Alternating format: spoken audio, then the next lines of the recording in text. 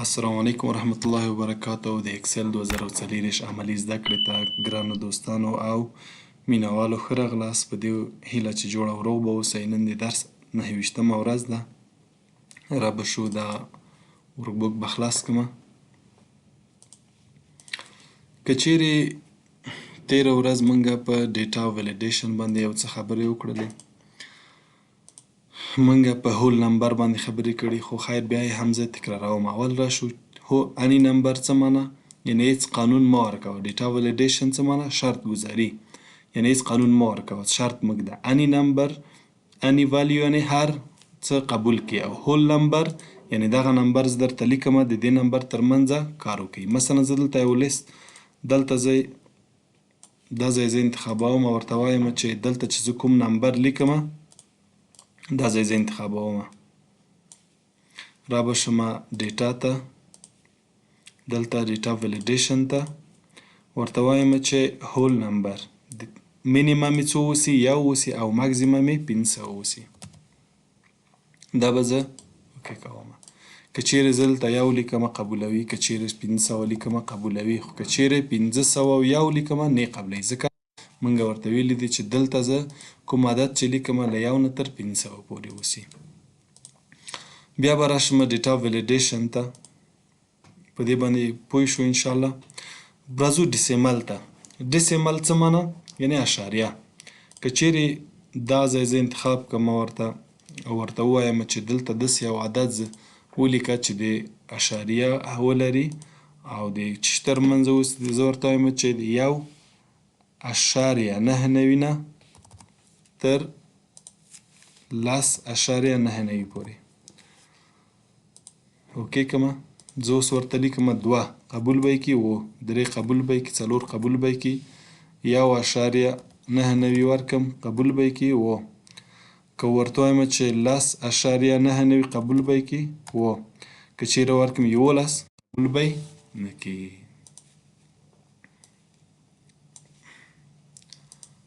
را به شو بیرته لیست. که چیرې داسې یو لیست ورکړم چې دلته ورته وایم چې د کابل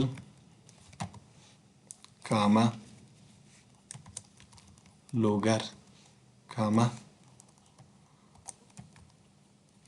پکتیا، دغه لیکنه وشي، نور څه پکې لیکنه ونه شي. زه لیکم چې کابل انټر. دې ځای نه یم انتخابولی شم. ګورئ لوګر، دلته پکتیا. که چیرې زه ولیکم بامیان، لیکلی به وشو؟ نه. ورته وایي چې دغه لیست موږ دلته داسې شرط ورکړي چې دغه 3 نومونه دې پکې ولیکل شي، نور دې ونه لیکل شي. را به شو بیا به ډیټا ولیډیشن ته. که چیرې داسې یو لیست وایي چې زه دلته لیکم چې کابل لوګر بامیان پکتیا نیمروز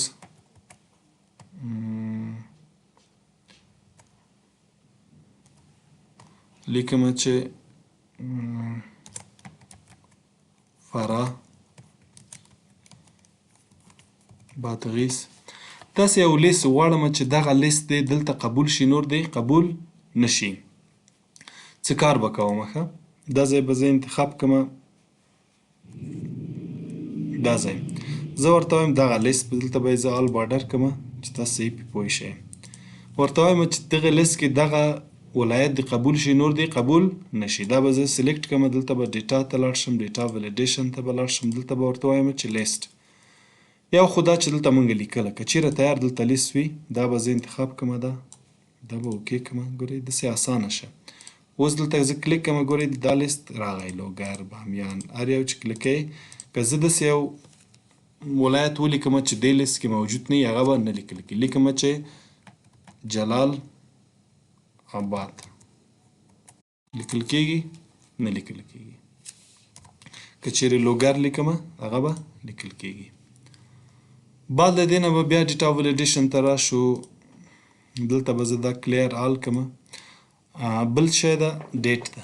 ډیټ څه معنی؟ تاریخ. که چیرې غواړم یو تاریخ اضافه کړم، دلته ورته وایم چې دا به زه آل بارډر کوم چې صحیح تاسې وپوهېږئ. دلته به راشم ډیټا ته، دلته به راشم ډیټا ولیډیشن ته. دلته ورته وایم چې هغه تاریخ راته اضافه کړه چې د اولې میاشتې 2025 نه شروع تر د 12مې میاشتې 2025 پورې.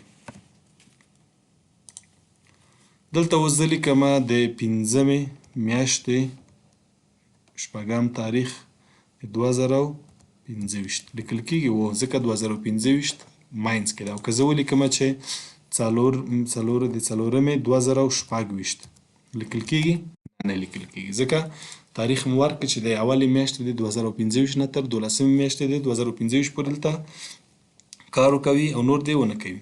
دلته به بیا زه راشم، دلته ورته وایم آل بارډر، دلته ورته شم ډیټا ته، دلته ډیټا ولیډیشن ته به ورشم، دلته به ورته ووایم چې ټایم ورته ووایم چې د 1 بجې د AM نه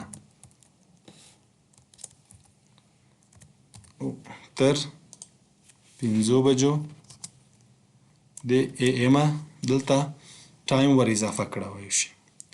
مثلا یو کلاس ده، مثلا یا کانکور آمادګي ده، یا د CIT پروګرام ده چې له 1 نه تر 5 بجو پورې دلته داخله ورکړو. که چیرې زه یو ولیکم AM ولیکم لیکل کېږي و. که چیرې زه ولیکم 4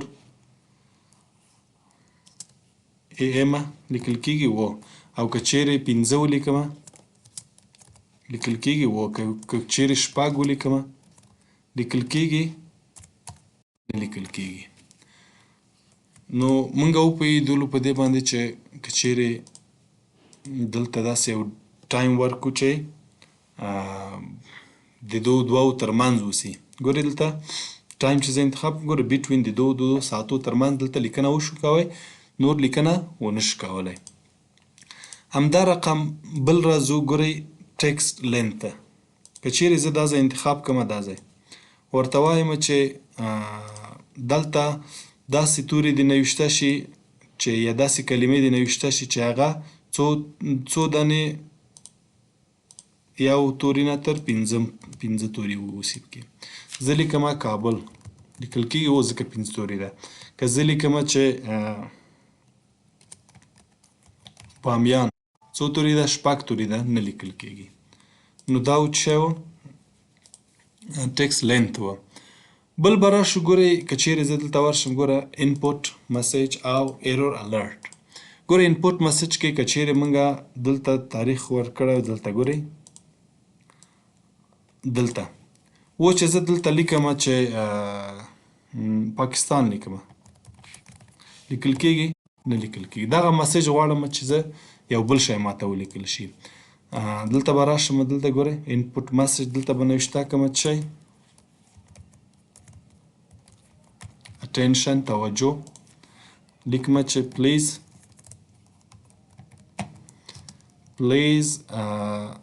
select the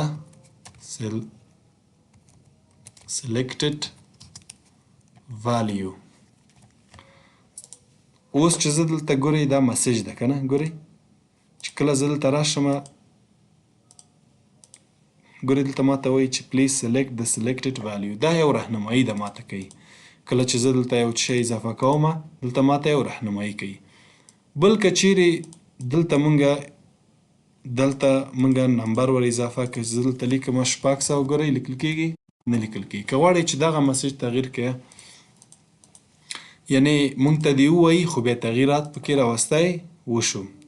ګورئ دلته ګوره فعلا سټاپ ده، زه ورته وایم چې شی همدغه سټاپ حالت کې دلته ورته لیکم چې شی attention توجه، دلته ولیکم چې please write the number between 1 up to 500. داسې یو مسیج درته درکوي. و زه دلته لیکم چې 200 لیکل کېږي؟ نه. دلته ګوره please write the number between 1 to up to 100. که چیرې داسې یو شرط دلته لګوئ چې ډیټا ولیډیشن ته راشم دلته ورته وایم چې له 1 نه تر هول نمبر له 1 نه تر 0 پورې وي او بل ورته وایم چې دلته سټاپ نه څه شی وارنینګ ماته راکړي وارنینګ که موږ انتخاب کو یعنی له 1 نه تر 0 عدد که پورته یې لیکو موږ ته وارنینګ راکوي خو بیا لیکل کیږي او همداسې انفارمیشن معلومات به درکوي دغه دواړو کې خلاف د قانون هم لیکل کیږي خو وارنینګ او انفارمیشن به درکوي وارنینګ مثلا ټایټل زه لیکمه چې attention ورته وایم چې please check the data validation دلته مو عدد ورکړی دی ګورئ ښه اوس چې زه دلته لیکمه 900 لیکل کیږي ولیکل کیږي که چیرته وایم 1200 لیکل کیږي ګورئ داسې یو اختاریه یې ماته راکړله وارنینګ یې راکړه که چیرې زه غواړم یس ګورئ هغه 1200 لیکل کیږي موږ ته یو وارنینګ یې راکړه اوس بیا زه لیکم 1400 ګوره بیا موږ ته وارنینګ راکوي خو لیکل کیږي ګورئ دلته یس کلیکم که چیرې غواړم چې دغه ساحه کې خلاف د قانون چې ما خلاف د قانون چې موږ ورکړی ده هغه وګورم چې کوم والیو خلاف د قانون دا به کلیکم ګورئ درته وایي چې دا خلاف د قانون دی او که چیرې دا کلیر کړم دا به دا و د ډیټا ولیډیشن درس را به شو چیرته کنسولیډیټ ته کنسولیډیټ لپاره زه باید یو 2 ټیبله زه باید ولرم دلته به زه کلیک کوم دلته ګورئ تیار ټیبلونه ما جوړ کړي چې ویډیو طولاني رانه شي که چیرې داسې یو معلومات ولرئ 3 ځایه او غواړئ چې دا مجموعه کړئ او په یو ټیبل کې وګورئ نو چیرته به راځئ ډیټا ټب ته به راځئ دلته به راشئ چیرته کنسولیډیټ ته دا به کلیک کوم ګورئ درته وایي چې چیرته دا اضافه شي زه غواړم چې نوي شیټ کې اوسي دلته به راشم دلته کلیک کوم ډیټا کنسولیډیټ ته به راشم دلته ورته وایم چې کوم ځای کې ده دا زما معلومات د ځای نه هم راوستلی شي او د ځای نه یې سلیکټ کولی هم شي ورته وایم چې اول شیټ کې ده دلته دا به بیرته کلیک کړي دا به چک اډ کړي بیا به دا راواخلي بیا به دا هم اډ کړي او بیا به دا هم واخلي دا به اډ کړي 3 دانې اډ شوله د تاسې اوس ګورئ ټاپ روم پکار ده او که لیفټ رو زه ورته وایم چې لیفټ رو ځکه تنه نومونه یې موږ ته ښکاره شي خلاص دا به کلیک کړئ که چیرې دا کلیک کړئ ګورئ د دغه شیټ ټیبلو او د نوی ټیبل چې موږ ته جوړېږي دې سره به لینک اوسي دا به زه اوکې کړم ګورئ دا څو دي د علي څو دي 0 دلته دي 0 دلته دي 0 دلته دي که چیرې دا تغییر کړم باید تغییر شي ګوره زه ولیکم چې دا 2000 دي دلته دا هم 2000 دي او دلته هم ورته وایم چې دی 2000 نورې هم پې اضافه شو دلته به راشم څو زره شي باید 6000 شي دا دې ته کنسولیډیټ وایي ښه دا نور درس به بلې ورځ ته وایي چې ویډیو طولاني راځي دا و د نن ورځې درس سوال پوښتنه لرئ